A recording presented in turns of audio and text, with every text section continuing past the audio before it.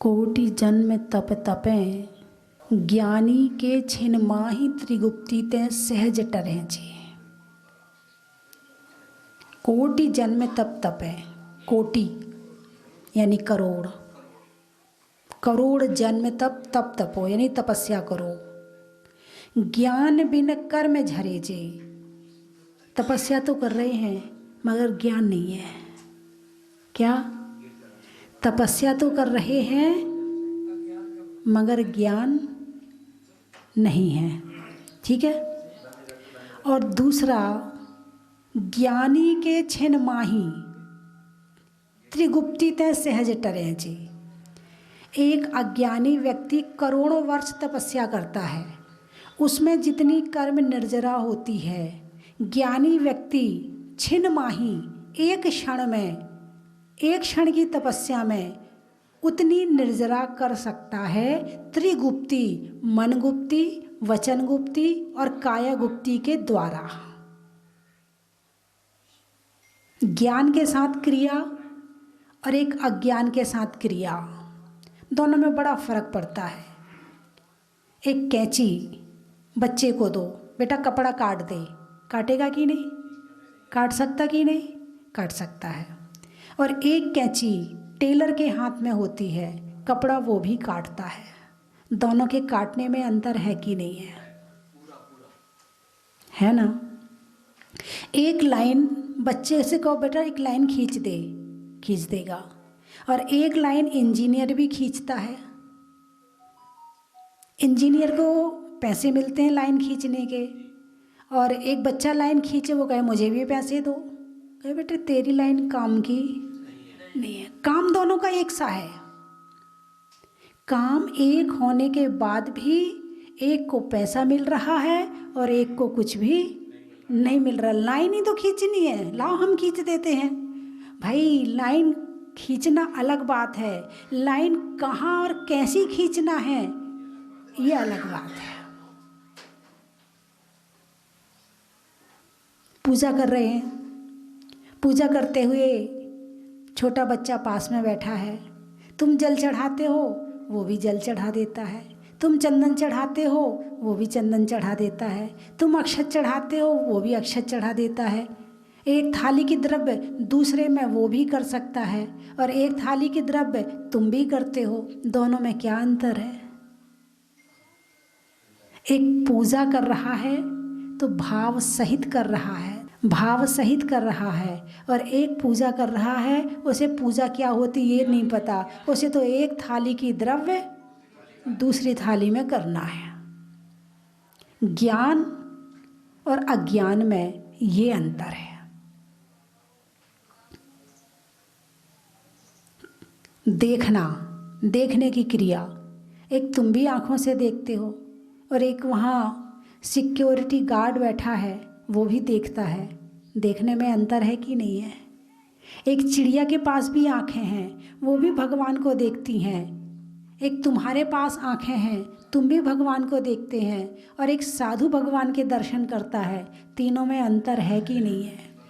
क्रिया तीनों की एक सी है, लेकिन तीनों के देखने में अंतर है।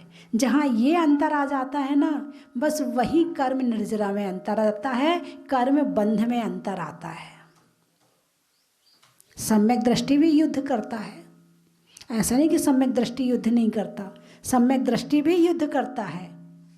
और एक अज्ञानी व्यक्ति भी युद्ध करता है। युद्ध में दोनों के हाथ से सैनिकों की हत्या होती है, मगर दोनों के बंध में अंतर होता है। बात समझ में आई कि नहीं? कोटि जन्म तप तपे, उपवास, उपवास करते हो ना? उपवास करने का क्या मतलब होता है? भोजन नहीं करना। किसे कहते हैं उपवास? अरे बोलिए ना। भोजन नहीं करना उपवास कहलाता कि नहीं कहलाता है? ठीक है। जिस दिन ऑपरेशन होना हो तो डॉक्टर कहता है एक दिन पहले कुछ मत खाना, फिर तो वो भी उपवास हो गया। क्यों? आपने ही तो कहा कि खाना नहीं खाना उपवास होता है। हाँ, ठीक बात है। अब आप मुझे समझाओ, फिर मैं आपको समझाऊंगी। है ना, कोई बात नहीं है। आपने जो समझा वो बताया। क्या डॉक्टर एक दिन पहले कहता है कि कल आपका ऑपरेशन है, आज आपको एक बूंद पानी भी नहीं पीना है, तो वो लंघन है, उपवास नहीं है।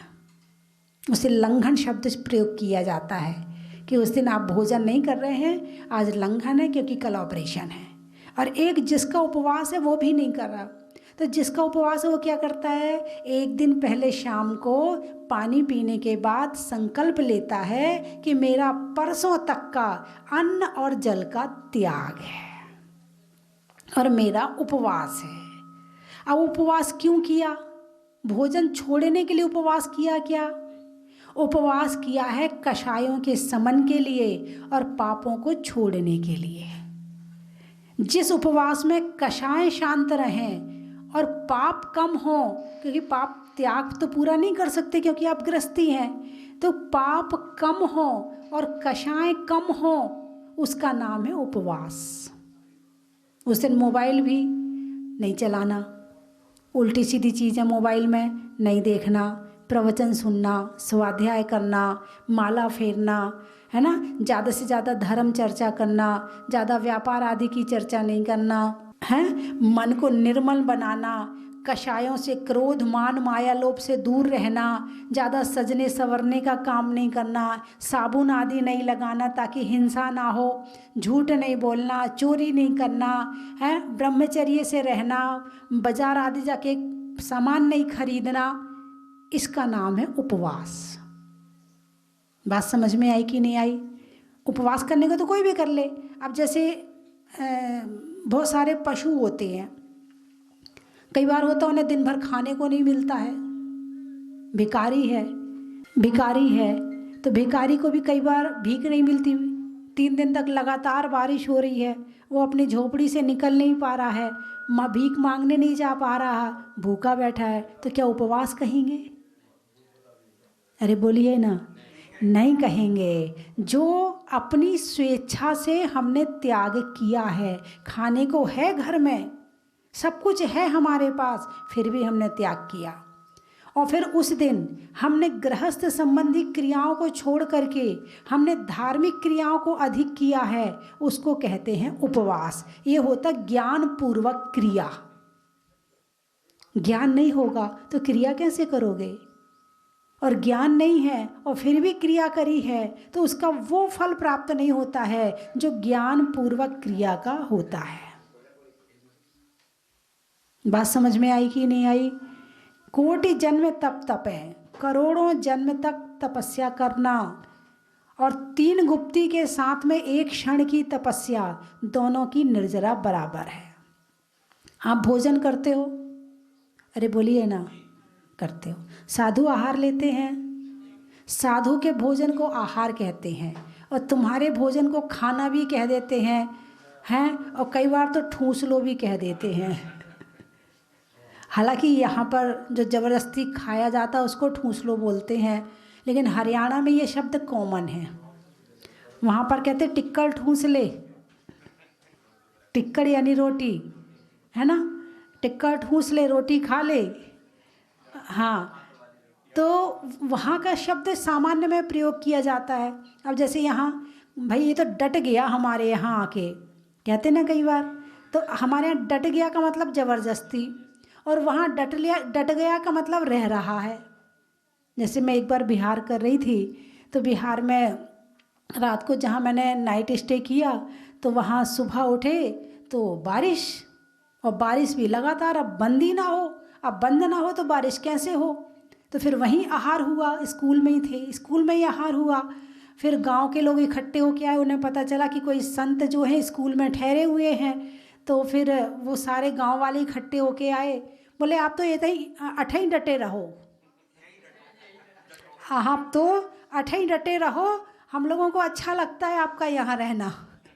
मैंने कहा ये ठीक है, डटे रहो का मतलब यहीं रुक जाओ, है ना, तो सामान्य है।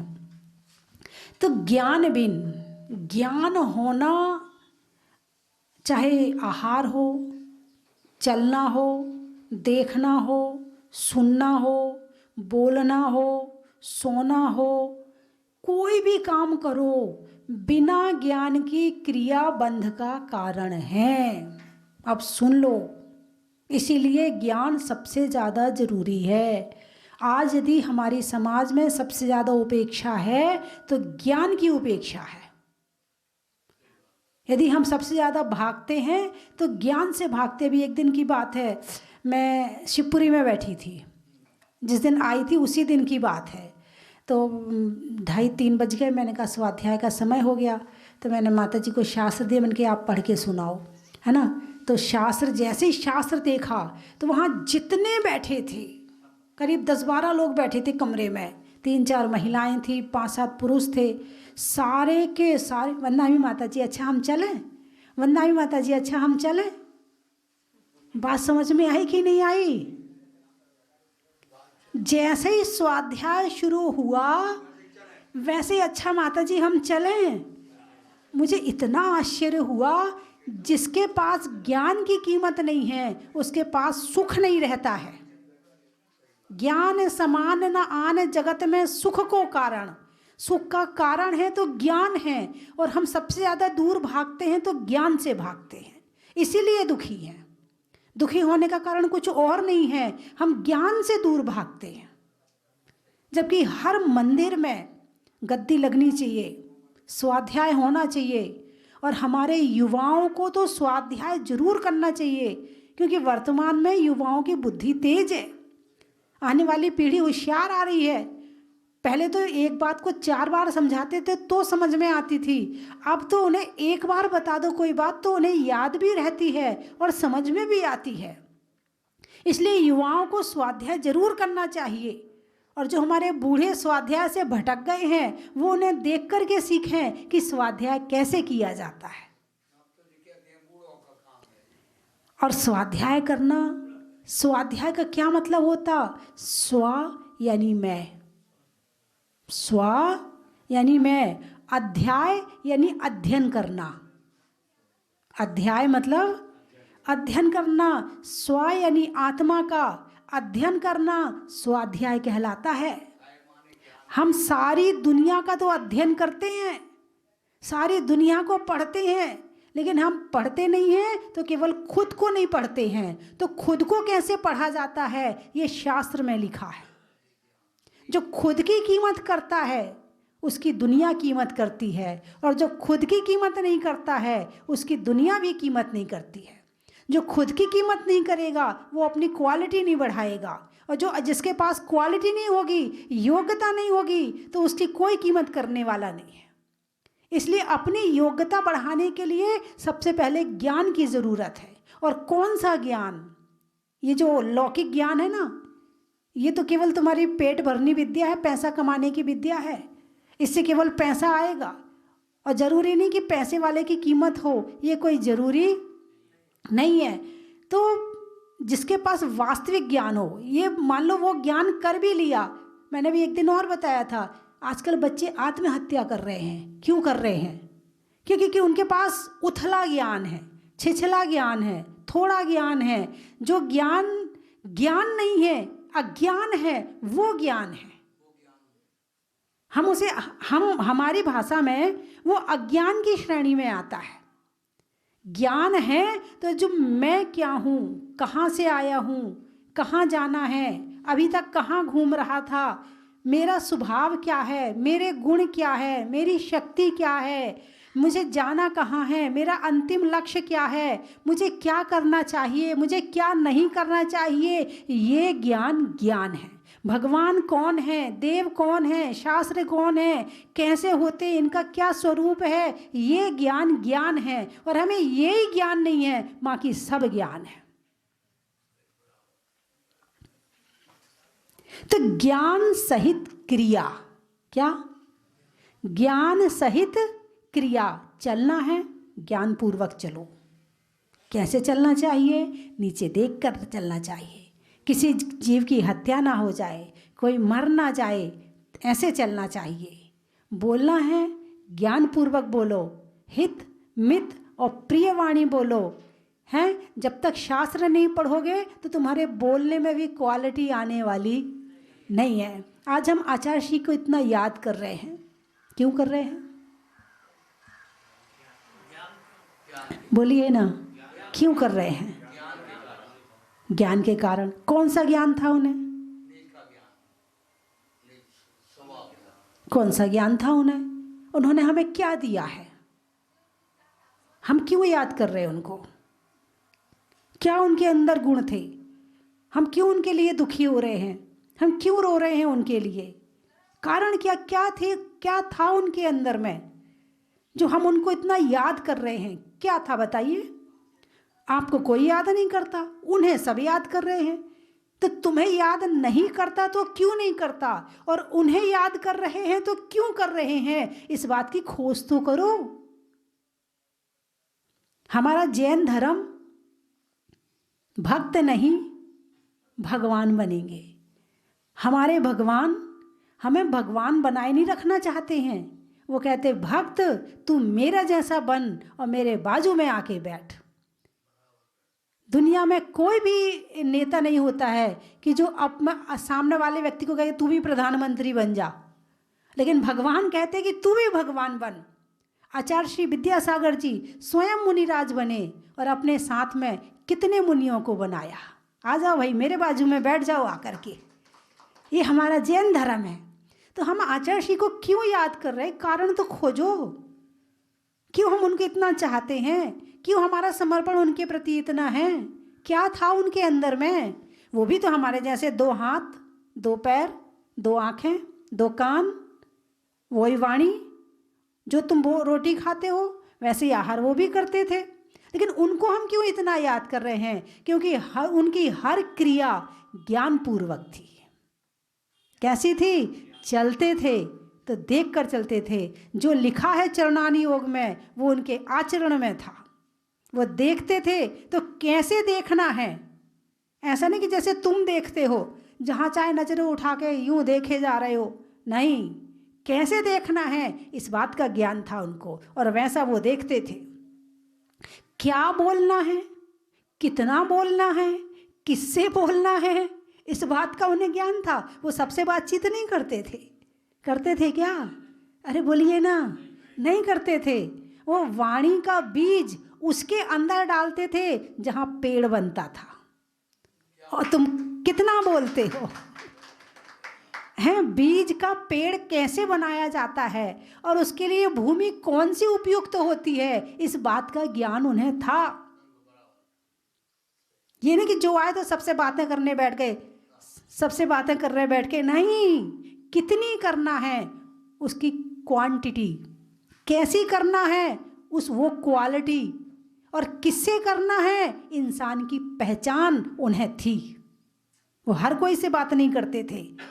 किससे बात करना है तो इंसान को पहचान लेते थे कि हाँ, यदि मैं अपना ज्ञान का बीज इसके अंदर डालूंगा तो ये इसका पेड़ बना देगा, इसलिए वो उससे बात करते थे। कुछ लोग बुरा भी मानते होंगे, उनसे बोल लिया उनसे बोल लिया, हमसे नहीं बोला। बुरा मानने की जरूरत नहीं है, तुम्हारे अंदर वो क्वालिटी नहीं दिखी उनको, तुम उस लायक नहीं थे इसलिए उन्होंने तुमसे बात नहीं करी। तुम तो हाथ जोड़ो और शिक्षा ग्रहण करो उनसे। और उनके अलावा और भी साधु हैं, वो भी सबसे बात नहीं करते। आशीर्वाद तो देखो यूं कर दिया, मिल गया सबको। आशीर्वाद के पात्र तो सब हैं, चारों गति के जीव हैं, लेकिन मेरा ज्ञान का बीज किसके अंदर डालना है इस बात का ज्ञान उन्हें था। उन्होंने शिष्य भी बनाए तो शिष्यों की डोरी को अपने हाथ में रखा, और शिष्य भी अपना सौभाग्य समझते थे। सबसे बड़ी बात यह है कि शिष्य अपना सौभाग्य समझते थे कि आचार्य जी कह रहे वहाँ विहार करो, वहाँ जाना है। शिष्य भी दुखी नहीं होते थे, परेशान नहीं होते थे, उनके आदेश पे चलते थे, खुश होते थे। नहीं तो अपने घर में एक परिवार को बांधना मुश्किल हो जाता है, 2 बहुओं को बांधना मुश्किल हो जाता है। 2 बहुएं एक घर में नहीं टिक पाती हैं, वहाँ तो इतने बड़े बड़े संघ टिका दिए उन्होंने। क्या क्वालिटी थी उनके अंदर में। उनको याद करने का कारण ये नहीं कि हम वैसे ही याद कर रहे, उनके अंदर कुछ था और वो था उनका ज्ञान। ज्ञान का ज्ञान करना है। क्या करना है? ज्ञान का ज्ञान करना है। और जब ज्ञान का ज्ञान करोगे तो तुम्हारी हर क्रिया में क्वालिटी आ जाएगी। और जब तुम्हारी हर क्रिया में क्वालिटी आ जाएगी तो तुम्हारे अंदर क्वालिटी आ जाएगी, और वो क्वालिटी एक दिन आपको भगवान बना देगी। इस जन्म को तो सुखी करेगी करेगी, लेकिन आने वाले जितने जन्म हैं वो सारे जन्म को सुखी कर देगी और एक दिन भगवान बना देगी। कोटि जन्म तपें तप तपें ज्ञान बिन कर्म झरे जी। करोड़ों वर्ष तपस्या कर लेना, लेकिन ज्ञान के बिना कर्म झरने वाले नहीं है। एक मुनिराज भी आहार करते हैं, एक साधु संत आहार करते हैं, एक तुम भी एक आसन करते हो। दोनों के करने में क्या अंतर है? एक के करने में कर्म का बंध हो रहा है और एक के करने में कर्म की निर्जरा हो रही है। एक आहार ले रहा है तो कर्म की निर्जरा हो रही है, यानी कर्म झड़ रहे हैं, और एक खा रहा है तो कर्म का बंध कर रहा है। खाने की क्रिया दोनों की एक सी है, मगर एक का बंध का कारण बन रही है और एक के निर्जरा का कारण बन रही है। भाई आहार लेते हैं तो आज भाई थाली दिखाई, ये निकाल दो, ये निकाल दो, ये निकाल दो। ये क्या है? आहार तो ले रहे हैं, निर्जरा का कारण है। क्या है ये? निर्जरा का कारण। और तुम थाली में बैठो, जरा वो भी ले आओ, जरा वो भी ले आओ, जरा वो भी ले आओ, हैं? जे और नहीं दिया आज, तुम ये और भूल गई देना, अब शाम को मत भूल जाना। अचार तो रखा ही नहीं है थाली में, ये तो दिया ही नहीं है, वो तो दिया ही नहीं है, हैं? क्रोध, गुस्सा करते हैं, हैं? और उन्होंने आहार लिया, लेने के बाद भूल गए क्या लिया था, ये भी याद नहीं है। कोई हमसे आके पूछे माता जी आज आपने आहार में क्या लिया था, गया गया, दिमाग में है ही नहीं है कहाँ। और तुम अभी किसकी शादी में और कब गए थे और क्या क्या बना था, तुमसे पूछ लो, बोलिए हाँ या ना। बस यही बंध का कारण है, यही बंध का कारण है कि तुम्हें खाने की बातें याद रहती हैं और हमें ज्ञान की चर्चा याद रहती है। ये निर्जरा का कारण है।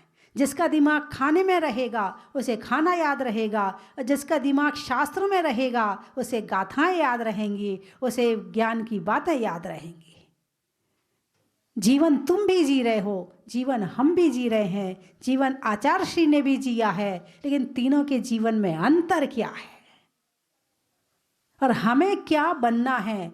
उनको तो ज्ञान था कि उन्हें क्या बनना है, वो जानते थे कि उन्हें क्या बनना है, तभी उन्होंने वो मार्ग चुना और उस मार्ग पर चले, उस मार्ग पर आगे बढ़े। तुम्हें आगे बढ़ाया, तुम बढ़े कि नहीं बढ़े? तुम उस मार्ग पर बढ़े कि नहीं बढ़े? उन्होंने जो कहा वो किया कि नहीं किया? हम भक्त कैसे बने? भाई राजनीति में भक्त क्या होता? नेता ने जो कह दिया वो सबको करना है, तो वो उसका भक्त है। वही होते ना फॉलोअर, भाई नेता ने जो कह दिया वही करना है। जो हीरो हीरोइन के फॉलोअर होते हैं वो क्या करते हैं? जैसा हीरो बाल कटाता है, अरे बोलिए ना, उसके फॉलोअर वैसे ही बाल कटवा लेते हैं। वो जैसे कपड़े पहनते हैं उसके फॉलोअर, अरे बोलिए ना, क्यों नहीं बोला जा रहा है, वैसे कपड़े पहनने लगते हैं। वो दाढ़ी बढ़ाते हैं,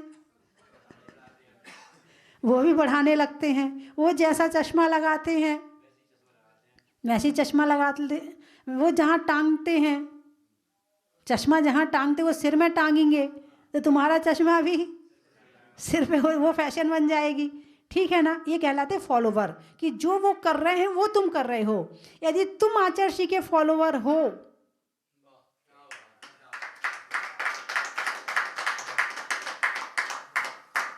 तो कैसे माने कि तुम हो? कैसे माने? वो स्वाध्याय करते थे, तुम कर रहे हो। वो उपवास करते थे, तुम कर रहे हो। वो सारी जिंदगी उन्होंने नमक का त्याग किया, तुम एक दिन के लिए भी करते हो? नहीं कर। तुम काहे के फॉलोवर हो? तुम्हारा रोना भी बेकार है। बस जयकारा लगाने वाले भक्त हो तुम। यदि तुम्हारे अंदर वास्तव में तुम आचार्य श्री के प्रति भक्त हो तो मेरी प्रेरणा है आपके लिए कि अपने अपने मंदिर में स्वाध्याय शुरू करो आज से। यदि आप स्वाध्याय करेंगे तो मैं मानूंगी कि आप भक्त हैं, और आप खुद को अपना उनको भक्त मानना, वरना भक्त मत मानना। यदि जैन धर्म की पताका को उन्होंने फहराया है तो उस पताका को पकड़कर फहराने का जो कार्य आगे हो सकता है वो स्वाध्याय के माध्यम से ही हो सकता है, कोई दूसरा रास्ता है ही नहीं है।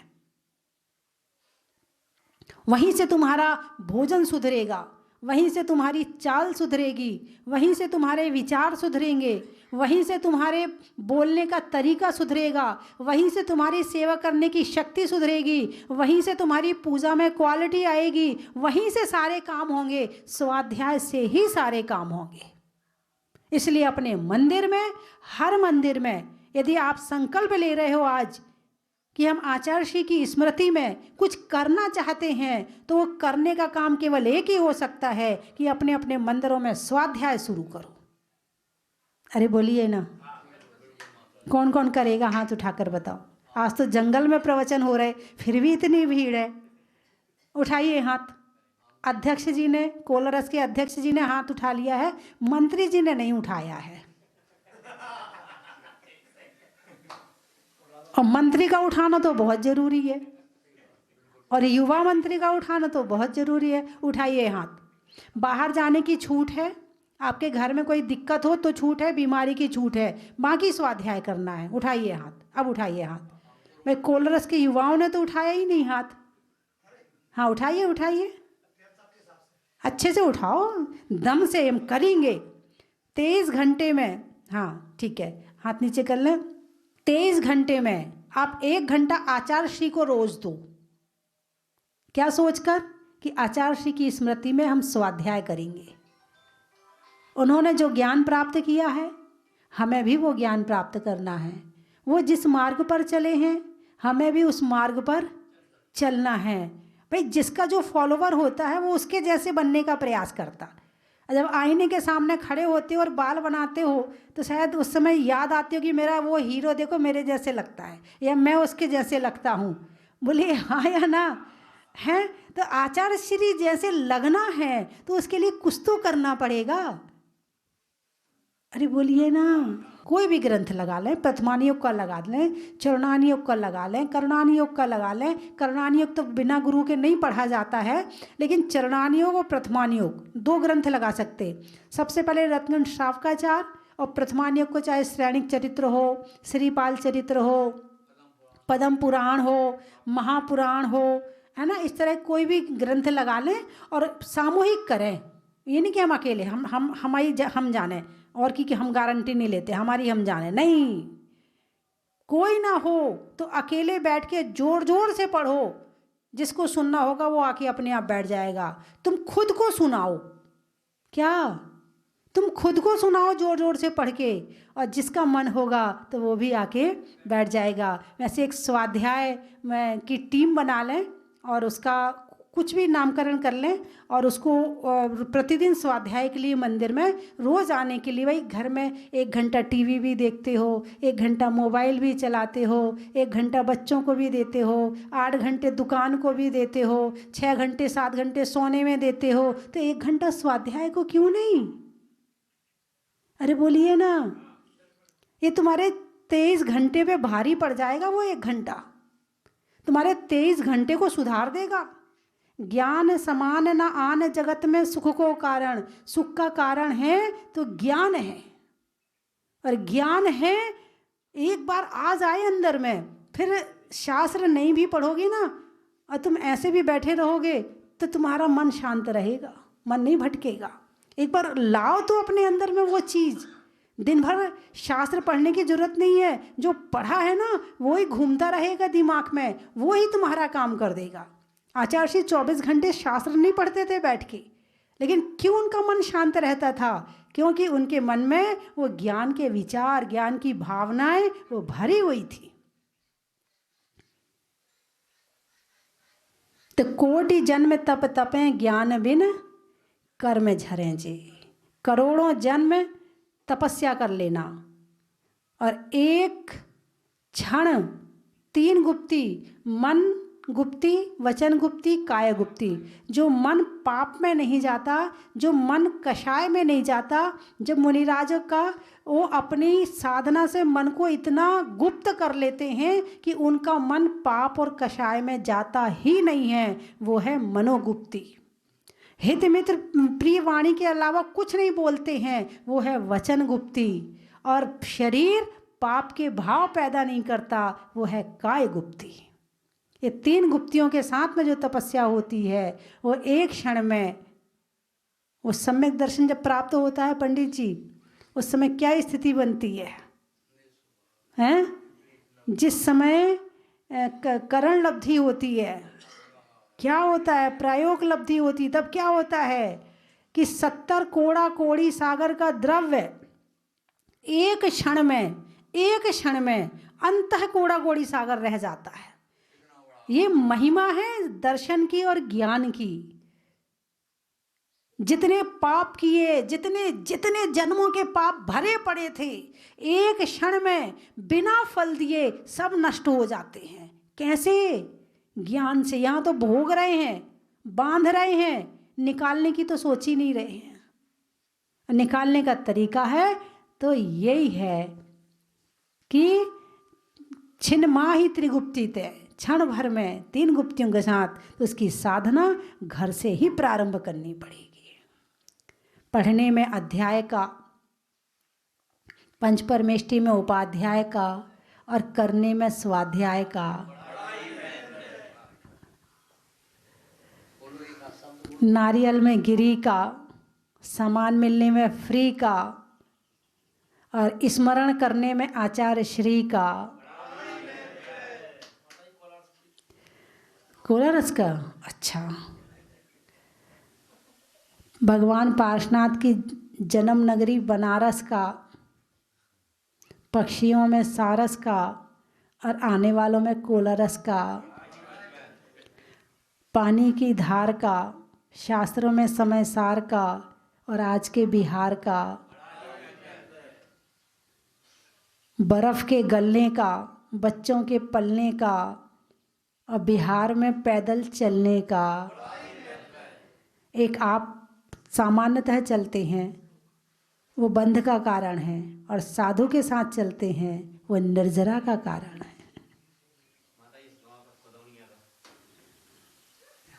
रसोई में धनिया का, जातियों में बनिया का, और आज यहाँ स्टॉपेज करने में कुदौनिया का। और बोलिए शब्द पंडित जी। स्वर्ग में परी का, बैठने में दरी का, और आने वालों में शिवपुरी का। खेत में धान का, शादी में पान का, और होने वाले सिद्ध चक्र विधान का। नदी में नाव का, शरीर में पाँव का, और विधान में अच्छे अच्छे भाव का। बोलिए 24 भगवान की।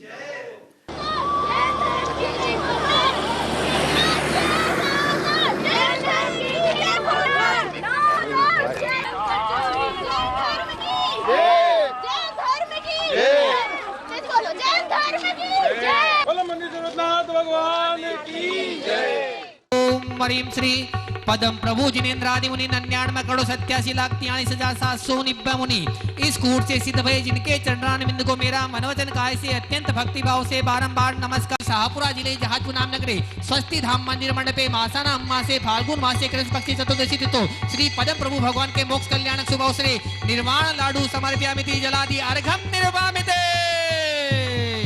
जय बोलो भगवान के मोक्ष कल्याणक महापर्व की, पदम प्रभु भगवान की। ओम परम प्रभु शिवदेव है, देखत हृदय खिल जाए, दर्शन जो इनके करे ओम ह्रीमरम फालुं कृष्ण चतुर्थ्यां मोक्ष मंगल मणिता श्री पदम परम जिनेन्द्राय 99,13,43,790 मुनि स्कूट से सिद्ध भय तिनके चरण में वचन काय से अत्यंत भक्ति भाव से बारंबार नमस्कार जलादि अनक प्राप्त है संपूर्ण अर्घ्यम निरूपण बोले पदम प्रभु भगवान की जय जय भगवान जय मोक्ष कल्याण सबकी जय जय नमोस्तु भगवान नमोस्तु भगवान नमोस्तु भगवान नमोस्तु। जो भी बनाया माता जी ने जिस भावना से जिस इच्छा से बनाया और वह साक्षात रूप में उतर करके आया है जहाजपुर में। जहाजपुर की परिकल्पना जो माता जी ने की वो साक्षात रूप में यहाँ पर प्रस्तुत हुई है। ये आज के दिन में इस समय में बनने वाले सर्वोत्तम मंदिर में से एक है जहाँ आकर बहुत ही मन को शांति मिलती है। मैं तो माता जी के आशीर्वाद से जयपुर से साइकिल में चल करके एक दिन में यहाँ जहाजपुर आया था और ये महाराज के ये माता जी का आशीर्वाद था, मुर्शिदनाथ भगवान के ही प्रताप था कि मैं सकुशल जयपुर से जहाजपुर साइकिल से आ पाया। मैं फिर से भावना भाता हूँ कि इस बार बहुत बड़े संघ को लेकर के साइकिल वापस से जहाजपुर में आऊँ। जय जिनेन्द्र।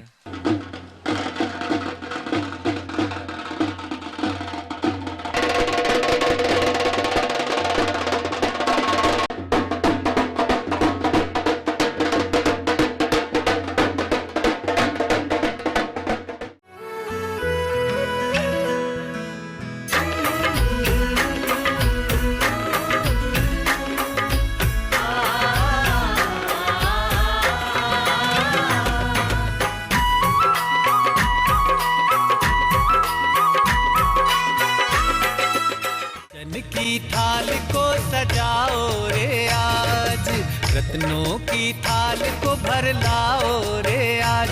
आओ आओ करे रे गुणगान आरती भगवन की। आओ आओ करे गुणगान आरती भगवन की। आओ आओ करे रे गुणगान आरती भगवन की।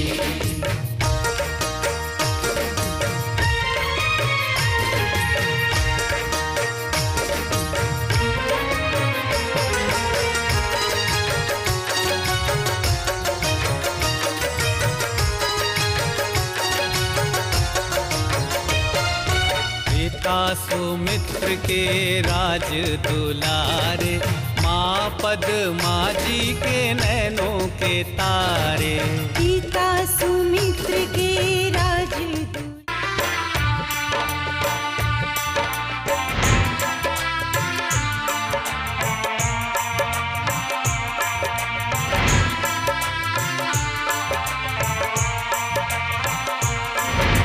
चलो रे चलो रे चलो चलो रे चलो रे चलो चलो जहाजपुर।